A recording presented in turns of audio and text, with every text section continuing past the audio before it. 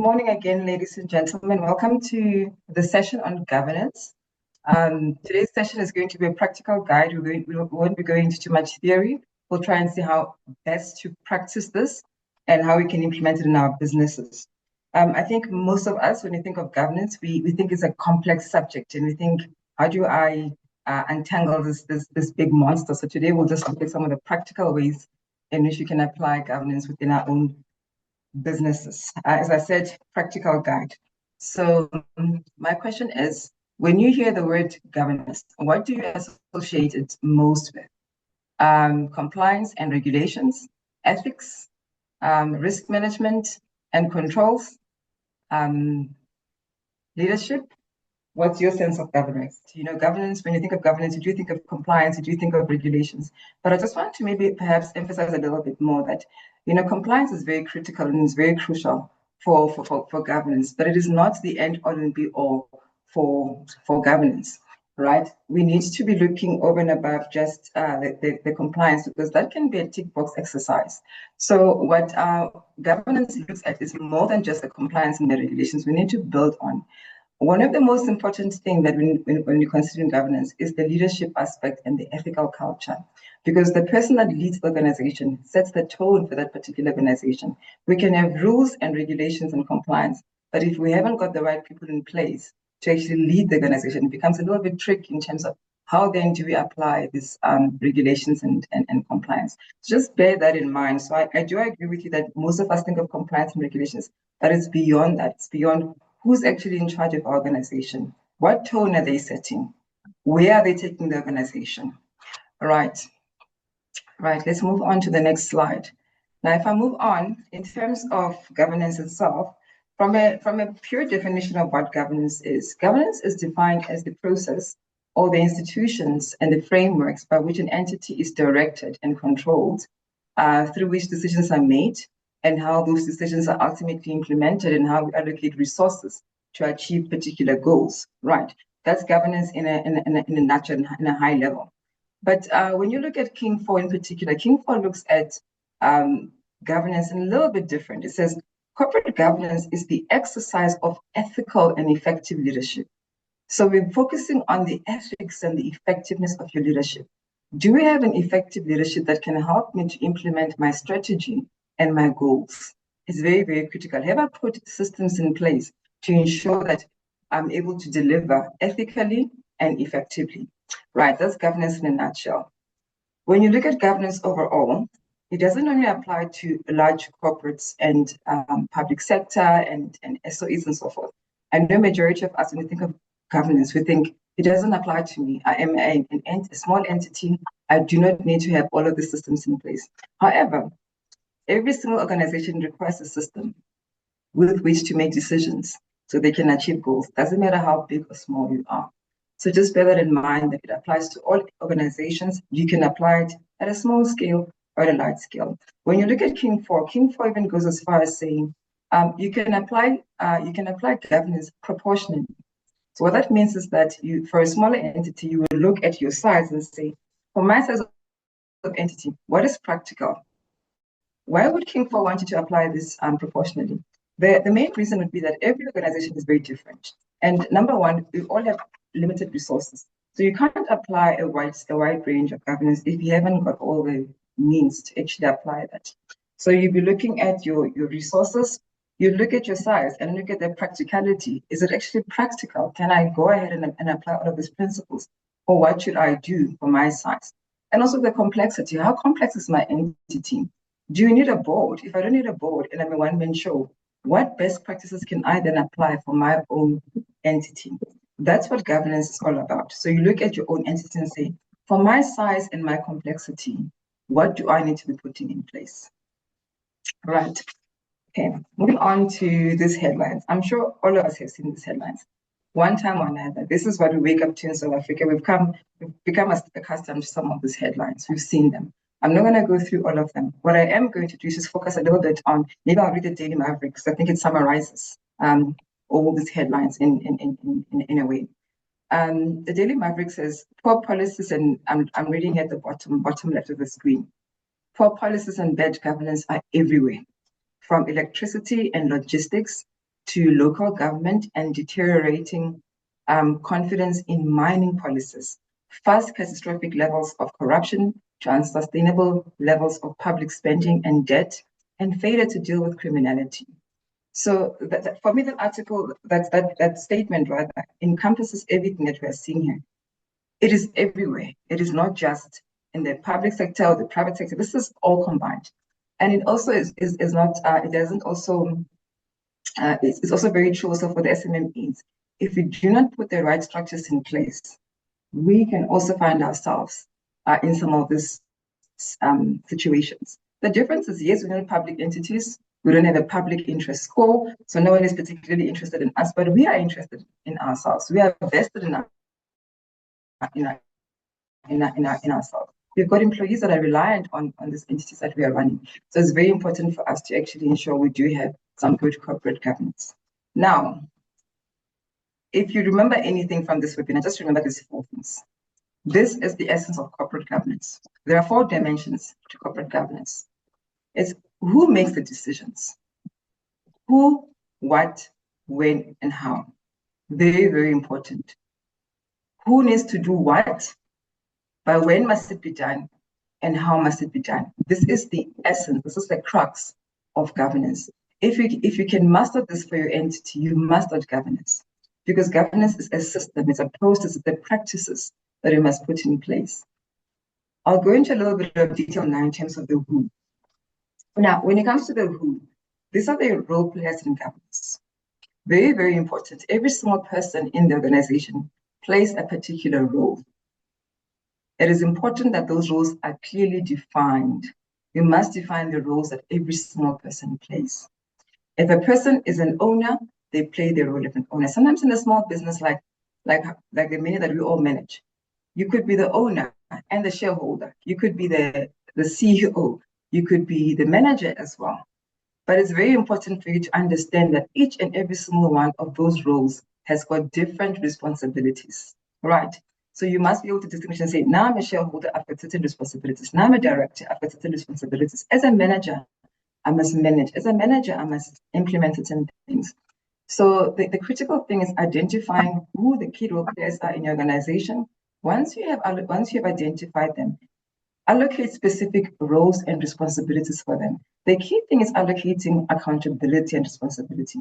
Who is accountable for what? I'll give an example.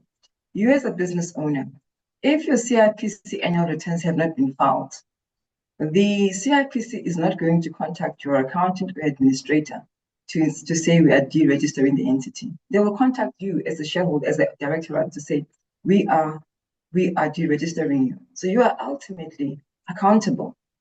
It doesn't matter who does what. We'll come back to the other systems, but the who is very, very important. As an owner, you are the ultimate person who's accountable.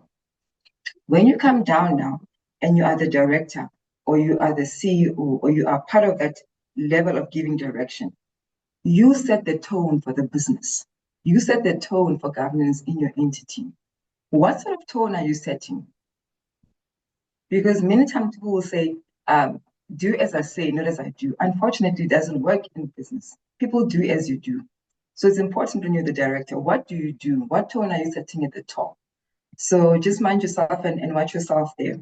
In terms of the management and your staff and your management, they implement your governance practices. You can sit and say, we want to be an ethical entity, this is how we're going to do it. But the day-to-day are your management and your staff. They're involved. Ensure that you communicate this role to them to say, this is where we are going. This is the role that you're going to be playing in this structure. Your stakeholders, your customers, your funders, your suppliers, your regulators, these are the people that help you in enforcing governance. They hold you accountable. They keep you accountable. They hold you accountable. They've got a role to play. So mind them as well, because they are part of the larger ecosystem of your governance structure. When you look at your external advisors, some of us may have external advisors, others maybe not. Perhaps your business is not big enough for you to actually have an external advisor. But ultimately, when you do get there, if you do get there, those also assist you in providing insight. So it's important for you to look at your own business, analyze it, and identify what sort of role players do I need to assist me to achieve the goals that I have set for my own business. Identify them and allocate the responsibilities to them. The critical thing that you must look for when you are looking at these people, the who, you must look at people that can account, that can be held accountable. Are they people of high ethical standards? Do they have integrity? Are they competent? Can they do what needs to be done? Those are things that you look at when you're looking at the who. Right. So clearly define your who, and over and above that, ensure that they are competent, they can do, they've got the means they can do, and they have high ethical standards as well. And people that are able to communicate and are transparent in the communication, very, very important. So just to emphasize there, please clarify the roles, who's responsible for what, so that there is accountability at each and every single level, even to the lowest level in the entity. Everybody is responsible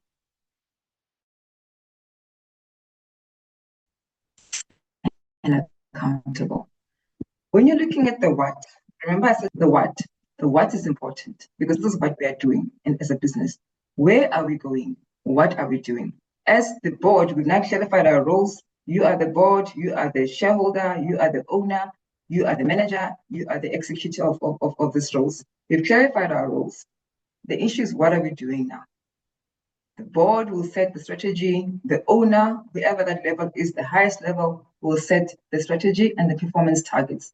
We are going to achieve the following. So we are going to say we are going to go into a particular sector. For example, this year, we are going to achieve X amount in sales or X amount in revenue.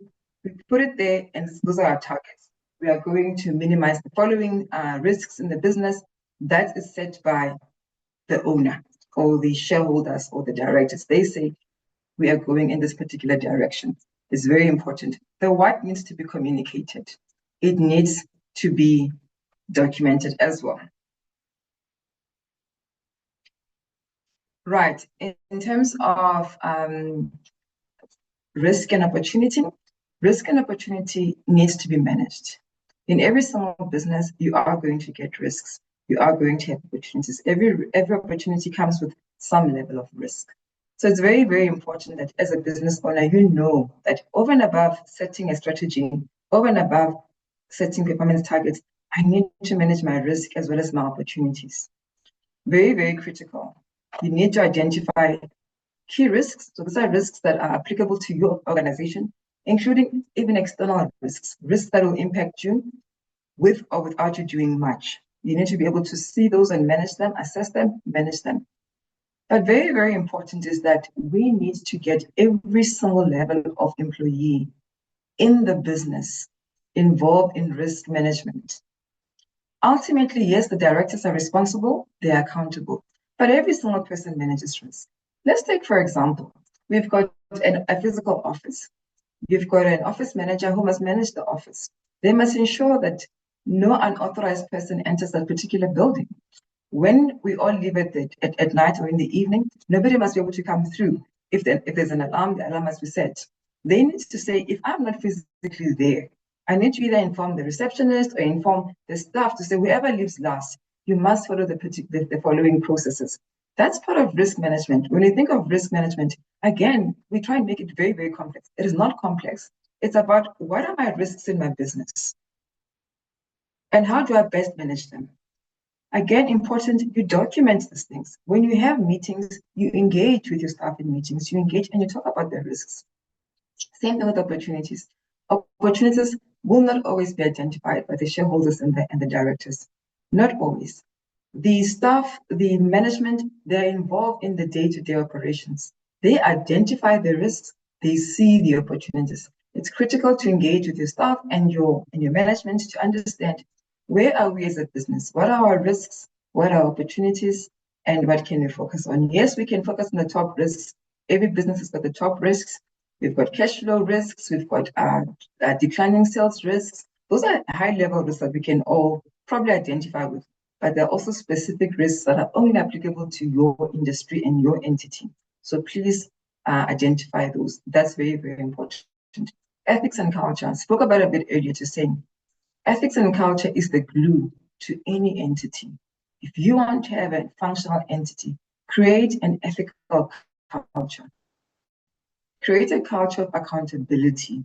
where people know that this is how we do things, and if you don't do things like this, these are the repercussions. This is the implications of not doing things the way that we ought to do them. I'm not saying create a culture where people are scared. Create an open culture where we speak about ethics, we speak about doing things right, we speak about what we would like to achieve as an entity, because these kind of things are the things that build our reputation. You've got an ethical culture, you've got a culture of accountability, it builds your reputation as a business. So embed those cultures, those values within the operations of the entity. Compliance, critical, critical, critical. We cannot avoid compliance. Every single business can fail just on compliance. If you fail compliance, you don't have a business, right? So we need to ensure that we prioritize compliance. We need to ensure that we have documented what the rules are that we need to apply to adhere to our laws and regulations. We have the primary laws and regulations that everybody must adhere to, but what are the ones that drive our business? What are those laws? We need to clearly define them, clearly write them and say, this is our make or break. If we don't adhere to these laws and regulations, it could actually cripple our business.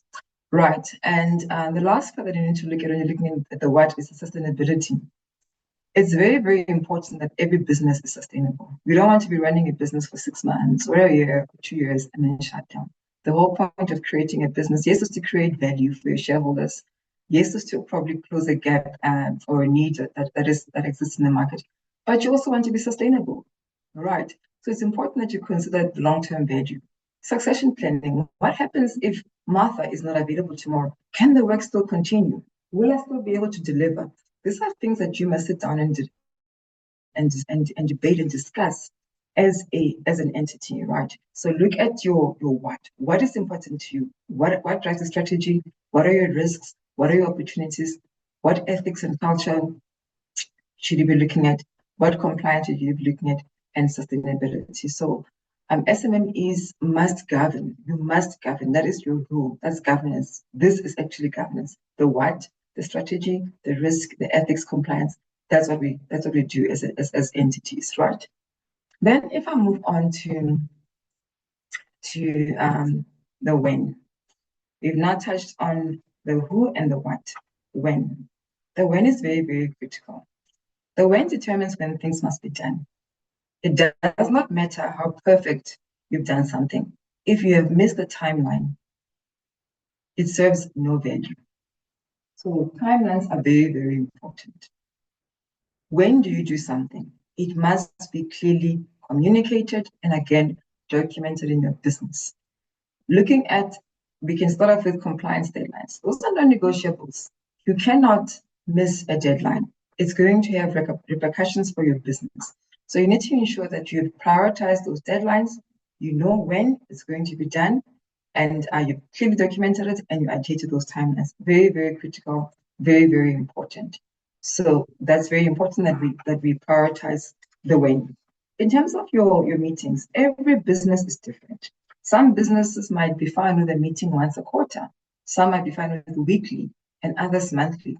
So you need to look at the size of your business and say, how often should I be having meetings with my team, with my funders, if you've got funders, with my investors, if I've got investors?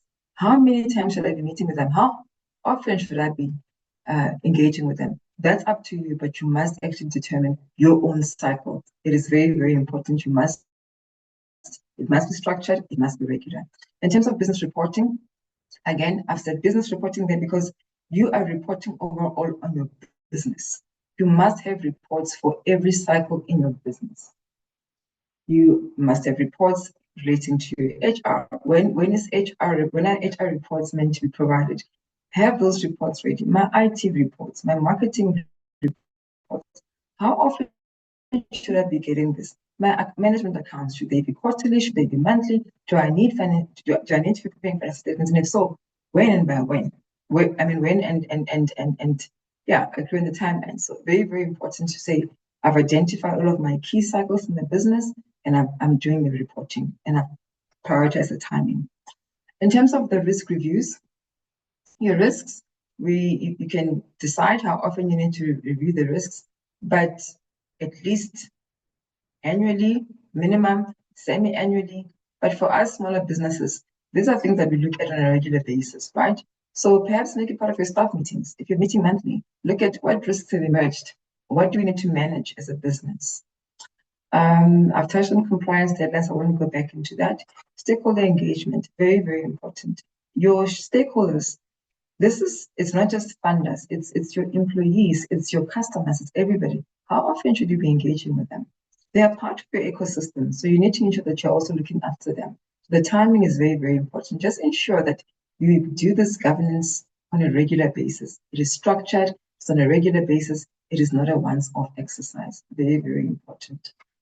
Now, when you look at the system, how do we go about implementing this? We know who's going to do it.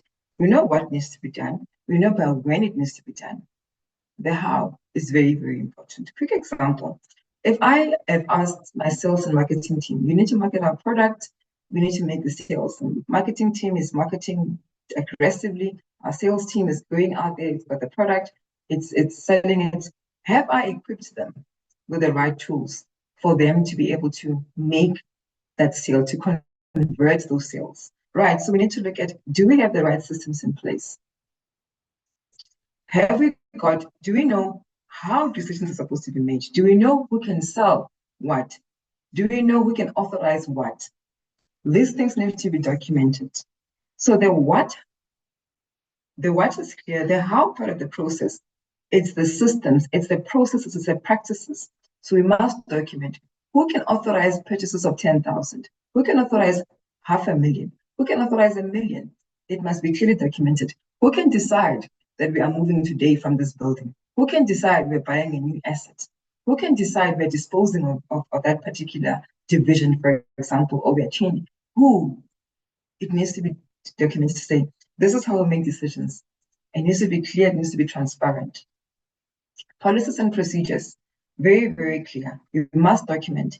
This is how we do things. This is how we make payments, how we make purchases, how we hire people, how we consider sales, how we identify our sales targets, and so forth.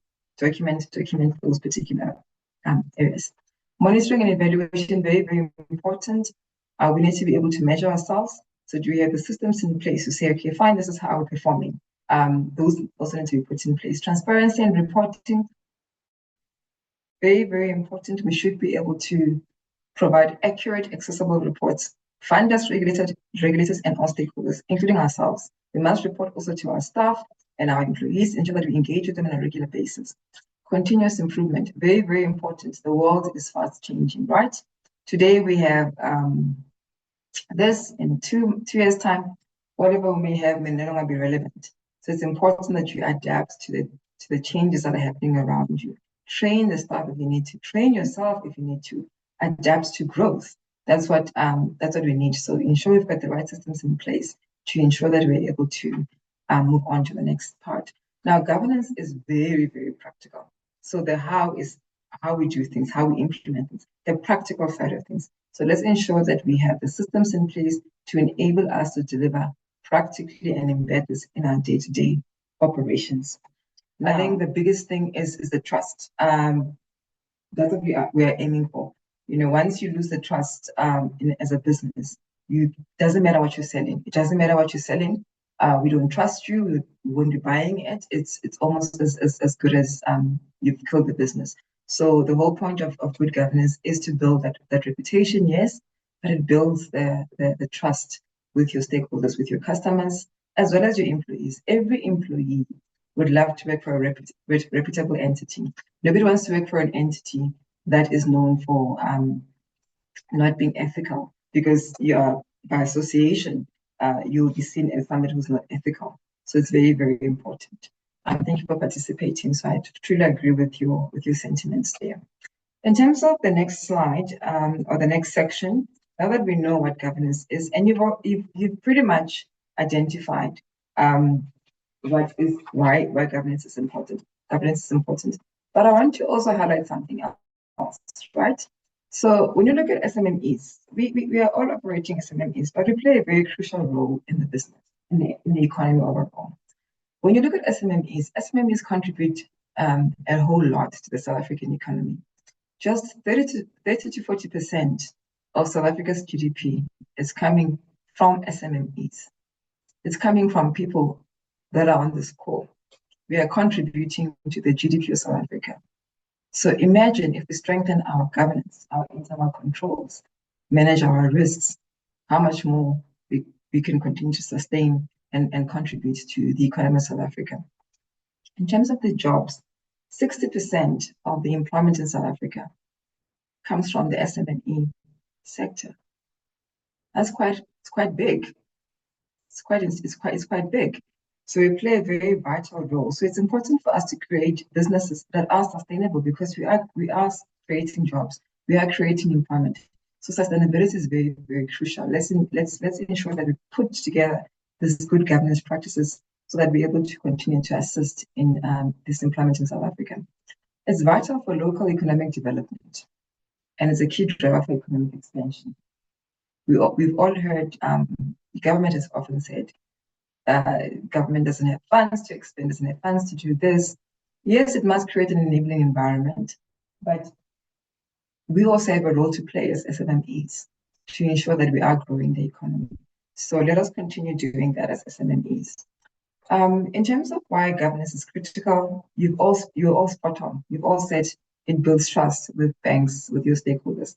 That's very, very important. Yes, it does protect against fraud and mismanagement. It's true, because if you haven't got controls in place, it's very easy for you to have mismanagement and fraud.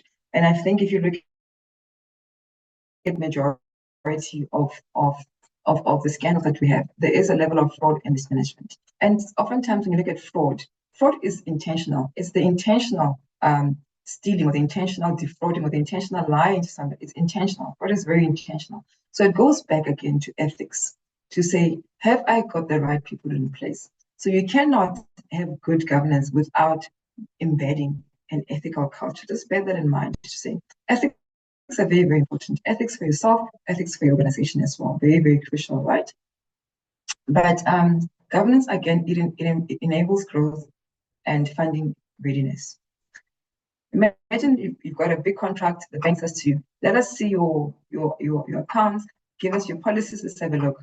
Once they're there, when they're there, it's easy for the bank to analyze and say, fine, your numbers, after all, is a story, your policies, we can see they're coming through here, we can see your strategy, we can see your business model, it's perfect. When those are not there, it's very difficult for anybody to assess. What are they assessing against?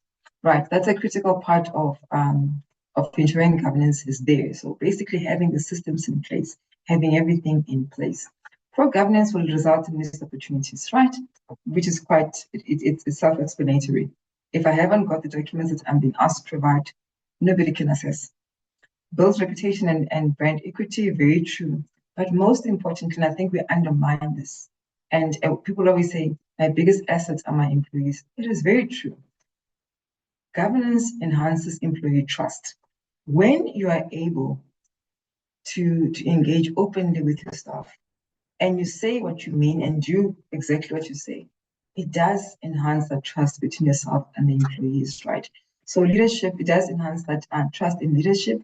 You set a tone at the top and that tone is filtered down throughout the organization.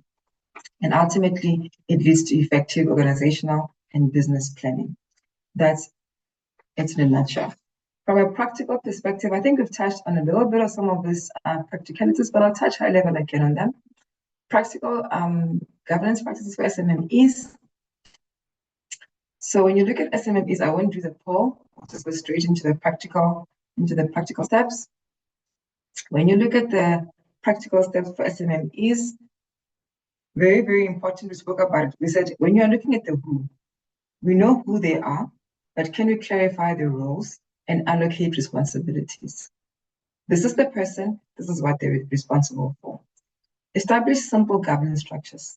Majority of SMMEs they've got almost like a flat structure. But even if it's a flat structure or horizontal structure, even if it is flat, ensure that each and every single person in that flat structure knows what they're responsible for. You can still keep it simple, but make sure every single person has got their responsibilities. And if you can, wherever it's practical, apply King 4 proportionally. Take what's applicable to you, apply that. If it's not applicable to you, don't apply. Financial discipline, very, very important. Do not mismanage your funds. Ensure that you are able to budget properly. Ensure that you're spending against the budget. You do not take unnecessary risks, funding risks. Manage those risks, which leads me to the next point, managing risks earlier.